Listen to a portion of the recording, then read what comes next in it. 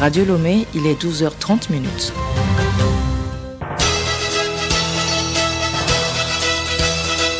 Le journal Hélène Assabi. Bonjour à tous et merci de nous rejoindre pour le grand journal de la mi-journée. À la une, la commission mixte de coopération économique, commerciale et technique entre le Togo et la Chine a tenu sa deuxième session hier à Lomé. L'état des lieux de la mise en œuvre des engagements pris par les deux parties montre des résultats satisfaisants. Mise en œuvre du projet Waka des travaux de protection côtière sur le segment Bodjomé au Togo et Sanvikondi au Bénin démarre en octobre prochain. Le Tchad est en deuil. L'ex-chef d'État Hissène Habré est décédé ce mardi à l'âge de 79 ans. Il était hospitalisé depuis fin août à Dakar au Sénégal où il purgeait sa peine de prison à perpétuité après avoir contracté la Covid-19. Retour sur le parcours politique de cet ancien président dans ce journal. Et puis par football, le championnat féminin aborde ce mercredi sa 5e et avant-dernière journée. Dans la poule 4, basée à Lomé, le leader ami du monde défie à Pache FC d'Enfants.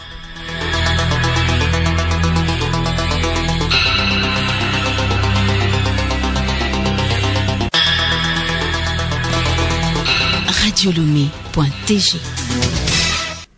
Mesdames et messieurs, une fois encore, bonjour. La coopération entre la Chine et le Togo se renforce davantage. La deuxième session de la commission mixte de coopération économique, commerciale et technique entre les deux pays s'est tenue hier à Lomé.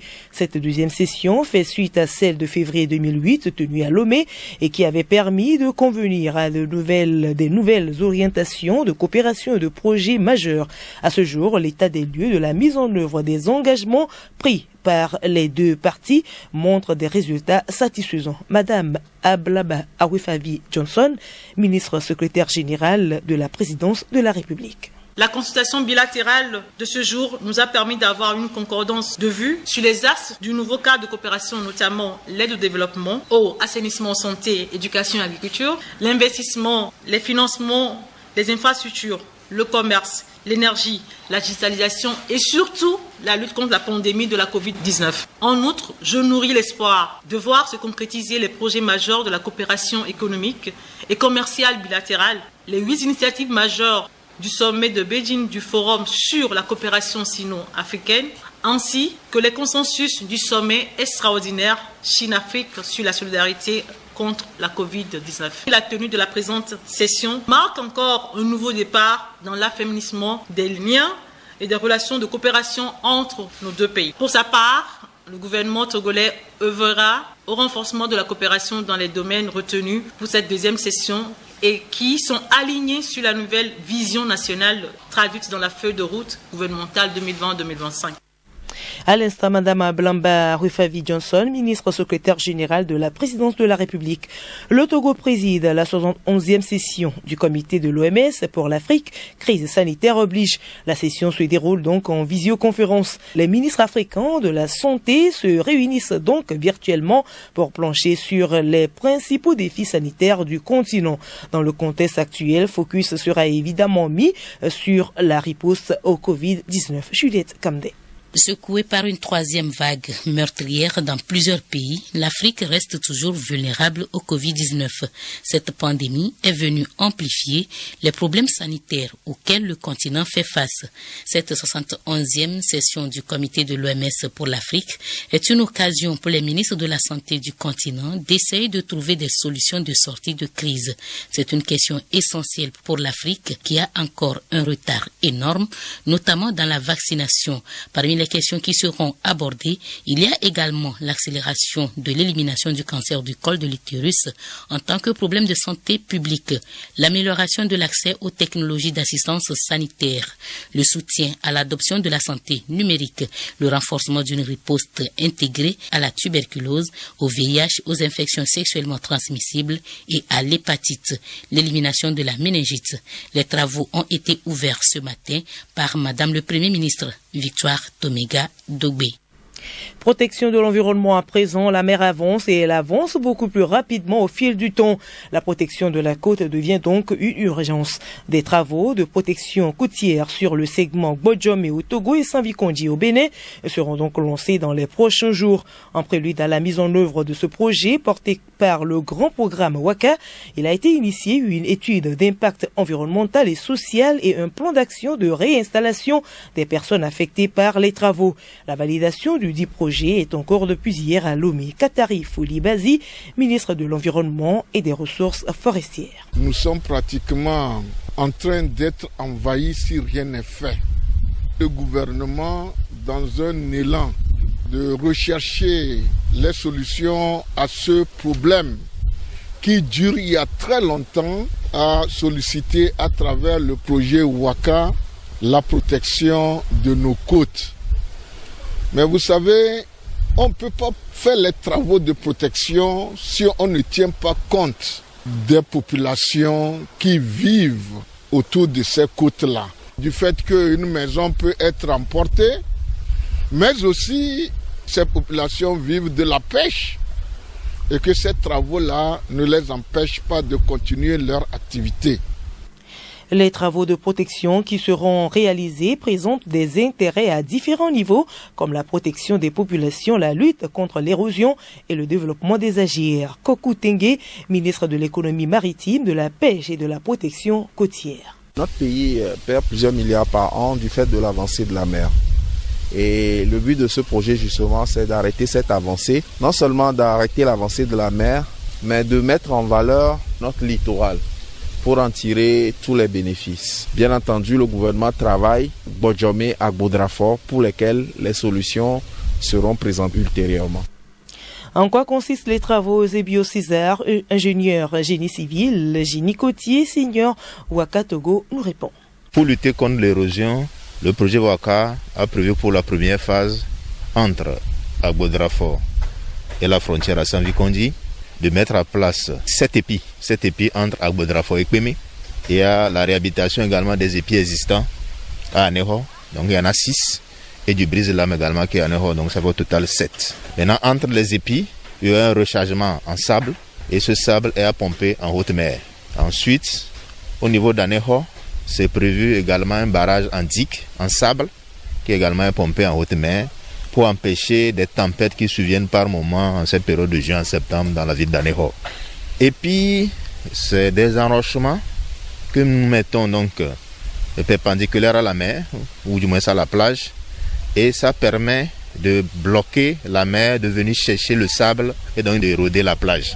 Pour terminer, c'est prévu également des ouvrages socio-économiques, donc une piste cyclable bitumée, qui permettra donc aux riverains de pouvoir faire du sport à la plage. Les travaux vont démarrer en octobre prochain. Écoutez Radio Lomé sur le web sur le www.radiolomé.tg. Le Conseil national consultatif des personnes âgées au Togo, CNCPA, tient depuis ce matin à Lomé son assemblée générale. Cette rencontre permettra de dynamiser le CNCPA en le dotant de nouveaux tests juridiques et d'un nouveau bureau exécutif. Marie-Claire Pagnot. Au cours des travaux, il sera question d'adopter la convention révisée instituant le CNCPA et de valider les nouveaux tests de fonctionnement. Madame Adjovi Lolognon Anakoma, ministre en charge de l'action sociale, revient sur l'importance de cette réunion.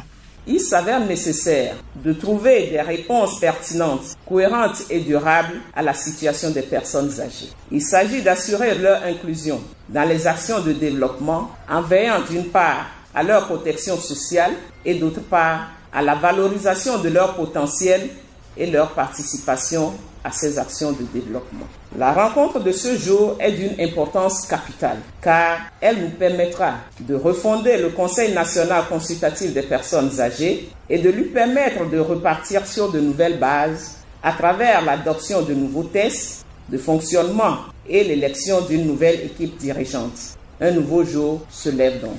C'est pourquoi je souhaite que chacun de vous accorde un intérêt particulier aux travaux de la présente Assemblée générale. À terme, un bureau de 8 membres sera mis sur pied pour un mandat de 3 ans renouvelable. Les défis du nouveau bureau avec Adjevi Neglope Tete, coordonnateur du comité ad hoc. Il y a plusieurs actions au niveau du gouvernement, mais comme on dit, les paroles s'envolent vite, mais il nous appartient, le nouveau bureau, qui doit pouvoir appuyer sur l'accélérateur, c'est-à-dire faire des plaidoyers pour que ces actions annoncées par les autorités soient vraiment effectives. Parce que la situation des personnes âgées aujourd'hui n'est pas très réjouissante. Le Conseil national consultatif des personnes âgées a été créé en 2005 et a pour objectif d'œuvrer pour le bien-être et la valorisation des personnes âgées. Parlons promotion des droits de l'homme. Il y a cet effet une rencontre sur le processus de rédaction du rapport national du Togo au titre du 3e cycle de l'examen périodique universel, le PEPU.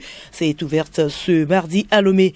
Il s'agit pour les participants d'enrichir et d'adopter le rapport national sur les droits de l'homme au Togo. Mathias Bigbini.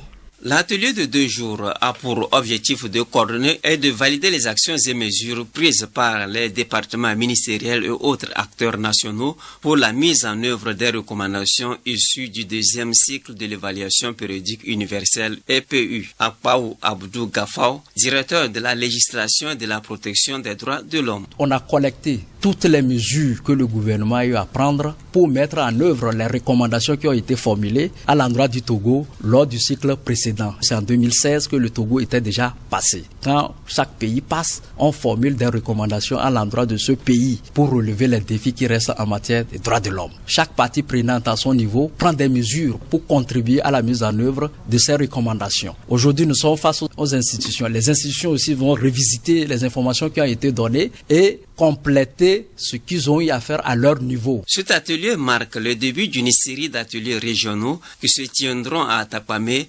Sokodé, Kara et Dapon dans les prochains jours.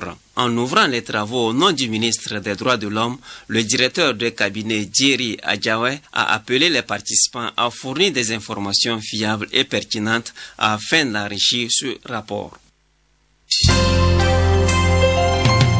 Le journal Hélène Assabi. Hors du Togo, Burkina Faso, le procureur de la Haute Cour de justice a annoncé que les 34 membres du dernier gouvernement de l'ancien président Blaise Compaoré devraient comparaître prochainement devant la Haute Cour de justice. Celle-ci n'attend que l'Assemblée nationale pour fixer la date d'ouverture de cet autre procès dans lequel le nom de l'ex-président Blaise Compaoré revient. Ce procès a été ouvert puis renvoyé depuis le mois de mai 2017 pour des raisons de procédure. La Banque centrale soudanaise a décidé de son côté de geler les comptes bancaires de 161 personnes soupçonnées de participer à des opérations de déstabilisation de l'économie. La liste comprendrait un certain nombre de soutiens au président déchu Omar El-Béchir ainsi que des membres de sa famille. Cette décision fait suite à une enquête menée par le comité soudanais pour le démantèlement du régime du 30 juin, date à laquelle en 1989 Omar El-Béchir s'était emparé du pouvoir à Khartoum. Et je vous l'annonçais en titre, l'ancien président tchadien Hissène Habré est décédé ce mardi à l'âge de 79 ans. Il avait été hospitalisé fin août à Dakar au Sénégal où il purgeait sa peine de prison à perpétuité après avoir contracté la Covid-19.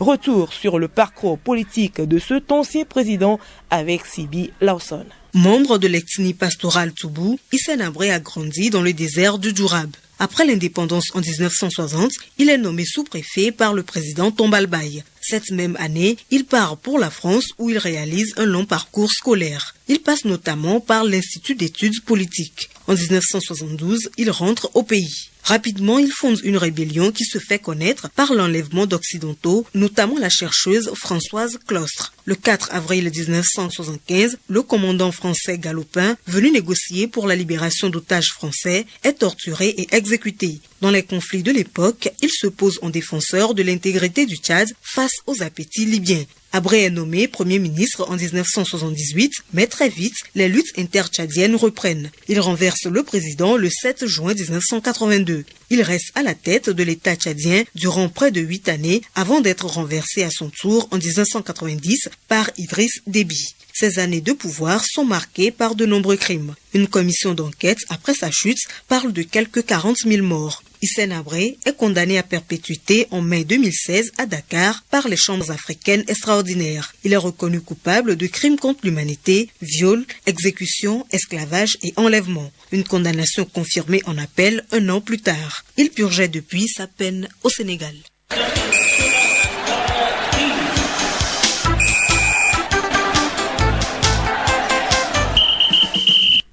Sport, football, éliminatoire, Coupe du Monde 2022, le Togo joue le Sénégal dans une semaine à Thiès. Le match aura bel et bien lieu le 1er septembre, comme annoncé.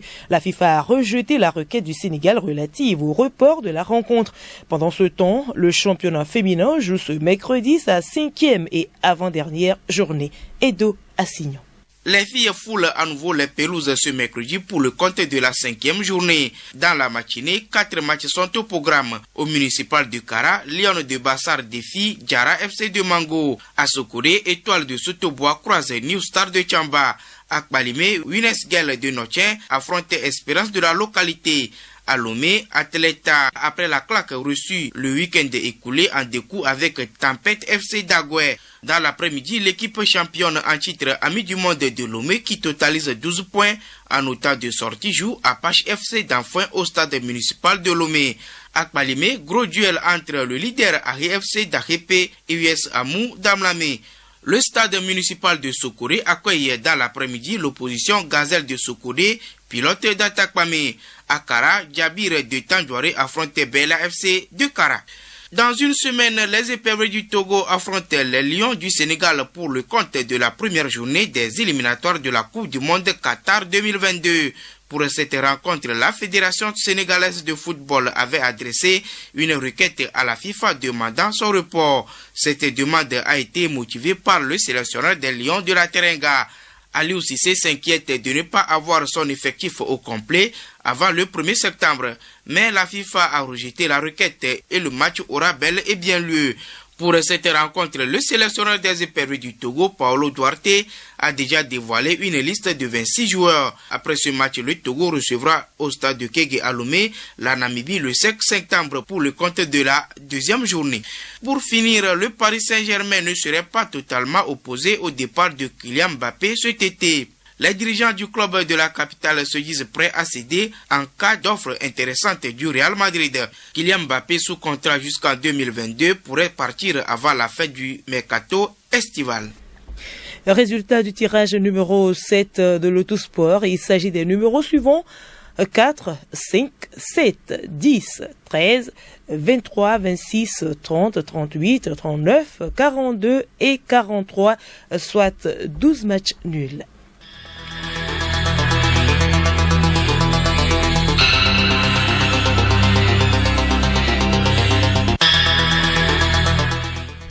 Voilà, ainsi se referme ce journal.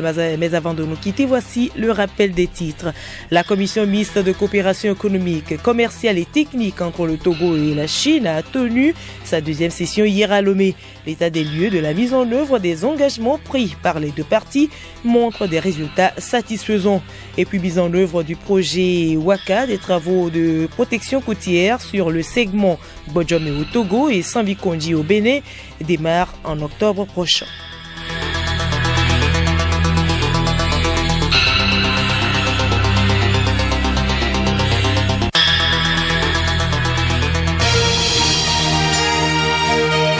Radio Lomé, boîte postale 434, email radiolomé@radiolomé.tg.